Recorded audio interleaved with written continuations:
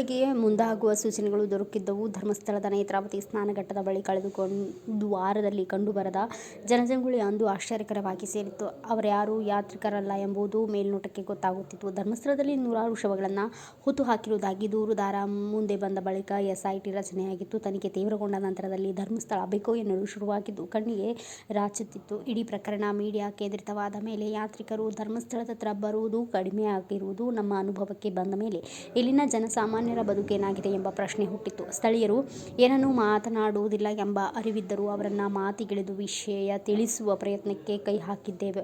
ಧರ್ಮಸ್ಥಳ ಮತ್ತು ನೇತ್ರಾವತಿ ಸ್ನಾನಘಟ್ಟದ ನಡುವೆ ಸಂಚರಿಸುವ ಡಿ ಸಂಖ್ಯೆ ಆಟೋ ಚಾಲಕರ ಸುತ್ತ ಯಾವುದೋ ಸಂಚಲನ ಕಂಡುಬರುತ್ತಿದ್ದರಿಂದ ಇದು ಏನೋ ಸಂಭವಿಸುತ್ತದೆ ಎಂಬ ಸೂಚನೆಯಂತೂ ಇತ್ತು. ಇಂತಹ ಸನ್ನಿವೇಶದಲ್ಲಿ 4 ಜನರ ಗುಂಪೊಂದು ಧರ್ಮಸ್ಥಳದಲ್ಲಿ ಜನಜೀವನ ಹೇಗಿದೆ? ಮೀಡಿಯಾಗಳ ವರದಿ ಹೆಚ್ಚಾದ ಬಳಿಕ ಅವರ ಬದುಕಿನ ಮೇಲೆ ಏನಾದರೂ ಪರಿಣಾಮ ಬೀರಿದೆಯಾ? ಮಾಧ್ಯಮದವರೊಂದಿಗೆ ಮಾತನಾಡ್ತೀರಾ ಎಂದು ಕೇಳಿದೆವು. ಆಗ ಒಬ್ಬಾತ ಪಾರ್ಕಿಂಗ್ ಕಡೆ ತೋರಿಸಿ ಅಲ್ಲಿ ಹೋಗಿ ಎಲ್ಲ ಮಾತನಾಡ್ತಾರೆ ಎಂದನು.